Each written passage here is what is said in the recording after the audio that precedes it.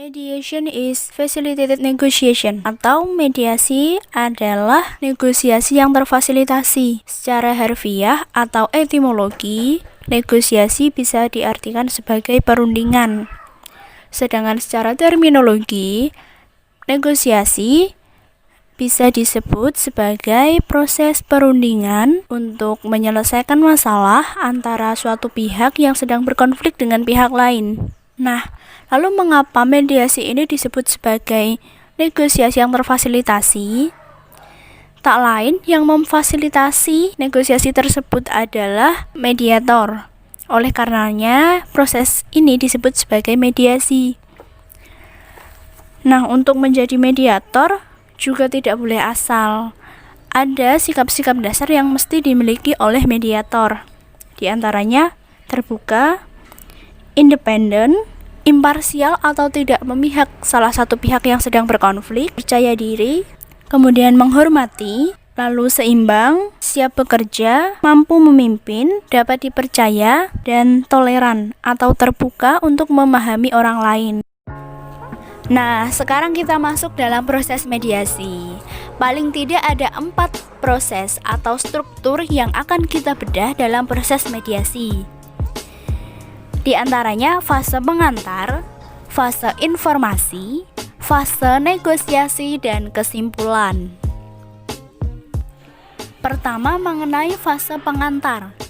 Biasanya terdiri dari 2 tahap, perkenalan dan pendahuluan. Perkenalan tentu memaparkan nama, hubungan, atau juga kewajiban antara pihak-pihak yang terlibat dalam mediasi. Persidangan Mediasi Pengadilan Agama Semarang nomor 7/6/6/2020 Semarang dengan penggugat Ibu Ani Utomo dengan tergugat Bapak Budi Utomo dipersilahkan memasuki ruang mediasi. Sedangkan di fase pendahuluan biasanya dipandu oleh mediator.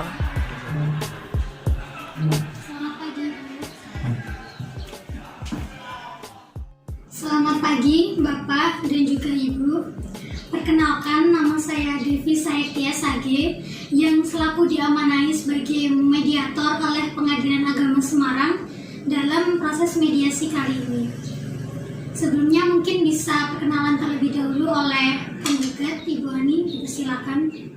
Saya Ani Utomo, usia saya sekarang 30 tahun. Saya sebagai ibu rumah tangga sekaligus istri dari Mas Budi Utomo ini. Terima kasih. Jadi untuk selanjutnya Bapak Budi dipersilakan untuk memperkenalkan diri. Perkenalkan, nama saya Budi Utomo. Saya adalah suami sah dari Ibu Ani. Pekerjaan saya adalah manajer perusahaan BUMN dan usia saya adalah 32 tahun. Baik, terima kasih. Dan Ibu mengetahui atau pernah melakukan proses mediasi? Belum. Baik, untuk mencapai mediasi yang efektif, bisa kita sepakati bersama bahwa dalam mediasi ini kedua belah pihak akan diberikan waktu berbicara maksimal 2 menit. Tidak diperkenankan untuk menyudutkan pihak lain dan tidak diperkenankan untuk melakukan kekerasan verbal maupun non-verbal. Dapat disepakati, Bapak, Ibu? Bisa. Selanjutnya mungkin dari pihak penggugat ada yang ingin disampaikan permasalahannya. Menginjak fase yang kedua, yakni fase informasi. Dalam fase ini, para pihak biasanya akan mengidentifikasikan masalah. Terima kasih Bu Devi. Saya ingin menjelaskan tentang permasalahan saya. Saya ini sudah menikah kurang lebih 10 tahun dan kami dikaruniai 3 anak. Kemudian akhir-akhir ini suami saya itu sikapnya sudah berbeda. Saya merasa curiga. Harusnya kan saya sebagai istri kan tentu sudah mengetahui tentang kebiasaan suami saya. Nah, 3 bulan terakhir ini saya merasa curiga karena beliau itu sering pulang telat, kemudian bahkan sesekali tidak pulang gitu loh. Jadi saya mencari informasi karena saya merasa curiga. Saya berusaha mencari informasi, kemudian ada yang melaporkan bahwa suami saya memposting di laman Facebooknya yang bernama Bang Boy dengan wanita lain. Seperti itu, Mbak. Terima kasih Bu Ani. Mungkin selanjutnya dari tergugat Bapak Budi ada yang ingin disampaikan. Ya, terima kasih Bu Devi. Sebelumnya benar apa yang disampaikan oleh istri saya, bahwa memang akhir-akhir ini selama kurang lebih 3 bulan ini saya memang banyak keluar kota untuk urusan pekerjaan. Karena saya bekerja di perusahaan BUMN, jadi mengharuskan saya untuk sering keluar kota bersama sekretaris saya. Sebenarnya memang benar apa yang disampaikan Ibu Ani, kalau saya mengunggah foto dengan sekretaris saya di laman Facebook kedua saya. Sebenarnya itu Facebook kedua saya untuk senang-senang, karena Facebook yang utama saya adalah untuk pekerjaan, untuk mendapatkan job atau mungkin untuk sharing ke teman-teman sepekerjaan saya. Jadi laman Facebook yang kedua saya itu saya foto dengan sekretaris saya karena memang iseng-iseng, karena saya juga senang foto-foto jika keluar kota. Jadi mungkin Ibu Ani atau istri saya ini menaruh curiga kepada saya ada hubungan selingkuh dengan sekretaris saya. Padahal itu cuma hanya hubungan pekerjaan antara manajer dengan sekretaris, seperti itu. Baik, terima kasih Pak Budi. Ibu, dari yang disampaikan oleh penggugat yaitu Pak Budi, beliau menyampaikan bahwa adalah pembenaran tentang postingannya dengan sekretarisnya tersebut. Namun Pak Budi tidak membenarkan dengan terkaitnya hubungan Pak Budi dengan sekretarisnya, hanya sebatas rekan kerja. Mungkin dari Ibu ada yang ingin disampaikan lagi keinginannya? Semisal hanya berhubungan sebatas hubungan pekerjaan, kenapa harus diposting? Kan teman-teman yang di Facebook yang berteman dengan Mas Budi ini kan sudah tahu kalau istrinya itu saya juga. Dia kan juga udah punya anak itu loh. Pasti mereka juga curiga gitu, kenapa yang diposting malah sekretarisnya? Kenapa sedangkan saya aja nggak pernah tuh yang namanya posting. Biasanya mediator akan menggali frustasi maupun emosi para pihak yang bertikai.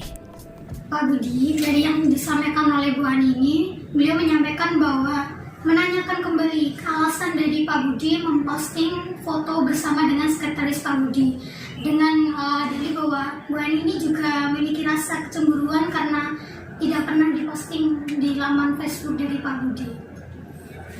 Ya, karena saya melihat komen-komen dari postingan tersebut, banyak yang mengatakan wah cantik. Jadi saya merasa bangga bisa foto dengan orang cantik. Sedangkan istri saya ini kalau di rumah jarang dandan, terus sibuk mengurus anak, terus kalau pergi-pergi juga makeup seadanya. Jadi kan saya punya rasa bangga jika saya tuh punya istri yang cantik, sedangkan istri saya saja. Jadi kamu lebih bangga? Ya bangga dong, karena di sosial Kamu nggak media pernah tahu jadi itu itu bikin gimana? bangga kami. Pak Budi mohon tenang. Ini kesempatan dulu untuk Bu Ani menyampaikan karena tadi juga Pak Budi sudah. Monggo Bu Ani silakan. Jadi gini loh Bu, dia itu lebih bangga gitu loh kalau upload foto sama orang lain daripada istrinya. Saya itu juga malu kalau keluar rumah tetangga itu pada ngomongin saya, kenapa sih Mas Budi kok fotonya sama orang lain. Jadi kan mereka itu taunya Mas Budi itu ya ada hubungan dengan orang lain gitu loh Bu. Sudah Bu. Nah, Pak Budi, Bu Ani ini menyampaikan bahwa dia merasa tidak nyaman dengan gosip dari para tetangga bahwa Pak Budi ini memiliki hubungan dengan sekretaris Pak Budi. Bagaimana Pak Budi? Ya karena memang saya memang mengunggah foto itu ya karena memang sekretaris saya itu terlihat lebih cantik daripada istri saya. Karena istri saya itu kan kalau di rumah itu jarang dandan, terus ya uyel-uyelan begitulah. Jadi kan karena memang teman-teman saya itu wah istrinya Pak Budi ini cantik, kan dikira istri saya. Jadi saya merasa bangga, wah seandainya kalau istri saya seperti itu kan, jadi saya merasa lebih bangga gitu. Setelah itu akan menemukan isu, yaitu apa yang perlu diselesaikan. Ini loh Bu, kenapa dia itu lebih bangga memposting wanita lain, sedangkan saya kan istri sahnya. Dia itu nggak tahu gimana repotnya mengurusi anak, mengurusi rumah. Jadi ya saya maklum aja kalau jarang-jarang dandan. Ya, jika memang itu yang diinginkan istri saya, ya mungkin untuk kedepannya saya akan sewa pembantu untuk mengurus rumah tangga saya dan sewa babysitter untuk mengurus anak-anak saya, seperti itu, Bu. Di tahap negosiasi ini akan digali atau dicari tentang interest. Apa yang ingin dicapai para pihak yang bertikai ini? Kemudian mengapa pihak yang bersangkutan ini mengambil posisi tersebut? Posisinya masing-masing maksudnya. Setelah mengetahui posisi para pihak, mediator akan mengarahkan para pihak untuk mencari pilihan-pilihan sebanyak mungkin, pilihan yang bisa diambil seluas-luasnya untuk mencapai atau mengakomodasi kepentingan bersama. Apa yang ingin disampaikan terkait keinginannya dengan persengketaan ini?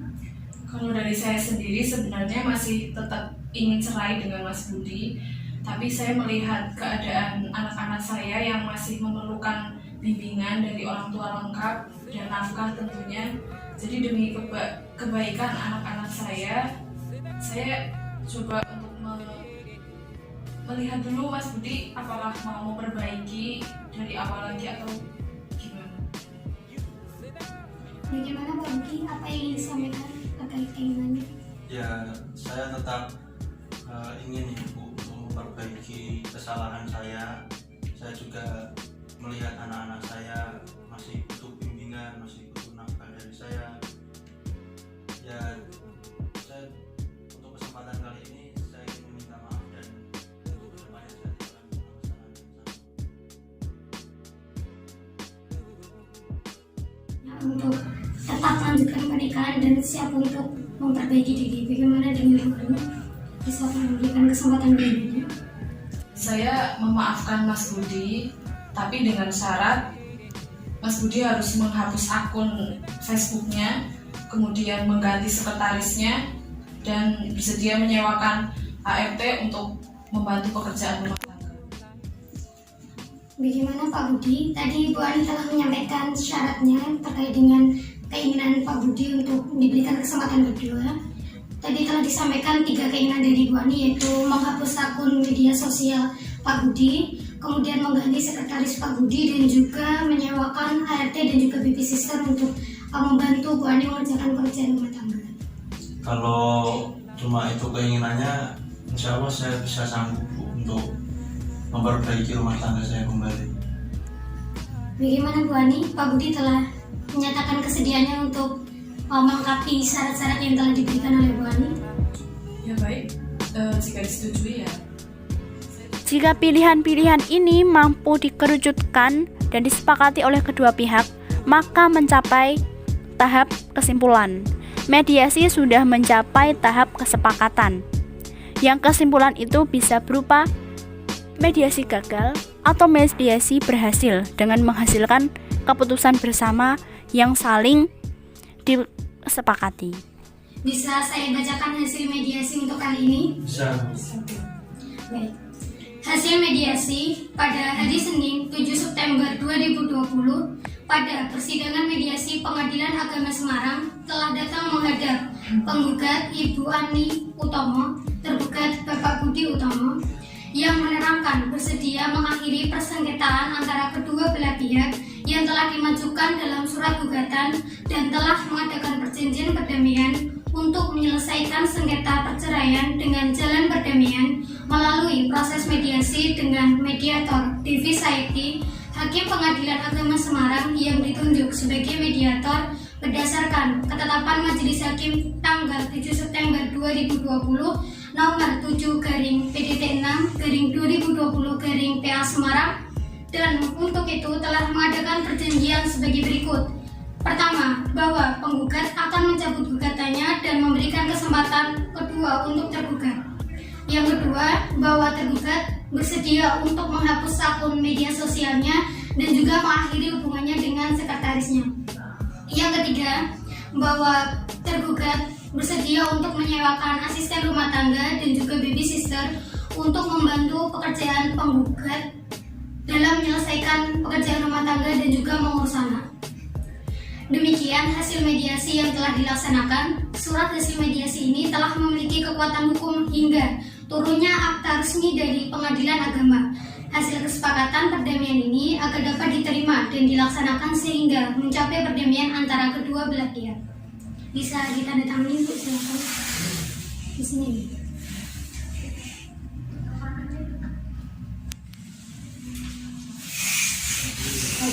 Silakan.